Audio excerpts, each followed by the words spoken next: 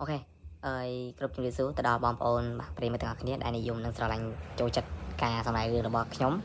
បាទខ្ញុំបាទជាម្ចាស់ channel នីតិរឿងខ្មោចមួយនេះបាទហើយខ្ញុំបាទថ្ងៃនេះចេញមកបាទខ្ញុំសូមបកស្រាយជាមួយនឹងព័ត៌មានលម្អិតខ្លះៗពាក់ព័ន្ធទៅនឹង channel របស់ខ្ញុំ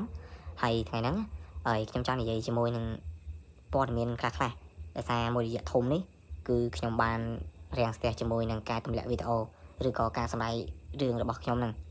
ហើយប្រិមត្តទាំងអស់គ្នាមិនបាច់ឈៀឆ្ងល់ថាហេតុអ្វីខ្ញុំមិនបានទម្លាក់រឿងឬក៏ហេតុអ្វីបានជាខ្ញុំទៅផុសជាមួយនឹងវីដេអូផ្សេង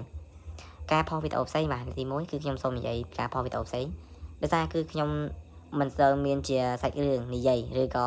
មិនបានធ្វើជាមួយនឹងសាច់រឿងហ្នឹងដើម្បីទៅដល់បងប្អូនអញ្ចឹងហើយវាធ្វើឲ្យខ្ញុំនឹងបង្ខំចិត្តមួយដើម្បីកុំឲ្យ channel ខ្ញុំធ្លាក់ view ឬក៏វាកាំងview គឺខ្ញុំសម្រេចចិត្តថាខ្ញុំនឹងផុសជាមួយនឹងវីដេអូផ្សេងមិនដោះអាសន្នដើម្បីបាទកាក់ឬក៏គាត់ទុក audience របស់ខ្ញុំឬក៏ view កុំឲ្យធ្លាក់ជាខ្លាំងអញ្ចឹងចាប់ពីថ្ងៃនេះក្នុងសប្តាហ៍នេះគឺខ្ញុំនឹងទម្លាក់ជាមួយនឹងសាច់រឿងបាទខ្មោចបាទការសម្ដែងរឿងខ្មោចហើយបាត់មួយរយៈធំនេះគឺខ្ញុំមិនមែនបាត់តាណាដែរទេគឺខ្ញុំសង្ងំជាមួយនឹងសរសេរជា from ឬក៏សរសេរជាសាច់រឿងដើម្បីទុកធ្វើទៅដល់ថ្ងៃមុខទៀតបាទគឺខ្ញុំសរសេរបានជាមួយនឹង10រឿងគឺខ្ញុំទុកច្រើនដើម្បីខ្ញុំពេលដែលខ្ញុំទម្លាក់ទៅគឺខ្ញុំអត់ចង់ទម្លាក់លក្ខណៈថាដាច់ហ្នឹងហើយគឺខ្ញុំទម្លាក់ម្ដងគឺបងប្អូនយើងចាំស្ដាប់ទាំងអស់គ្នាហ្នឹងគឺអាចស្ដាប់បានទាំងអស់បាទហើយចឹងជាចុងក្រោយគឺវីដេអូមួយនេះគឺខ្ញុំសូមរៀបរាប់តែត្រឹមហ្នឹងហើយមុននឹងខ្ញុំបញ្ចប់ជាមួយនឹងវីដេអូនេះ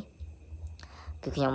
សូមផ្ដាំទៅដល់បងប្អូនទាំងអស់គ្នាបាទកុំភ្លេចជួយ Subscribe Channel YouTube ខ្ញុំម្នាក់មួយផងបាទហើយនឹងបើកសញ្ញាកណ្ដឹងមកដើម្បីពេលដែលខ្ញុំទម្លាក់ជាមួយនឹងសាច់រឿងថ្មីបាទបងប្អូនទាំងអស់គ្នានឹងបានឃើញហើយក៏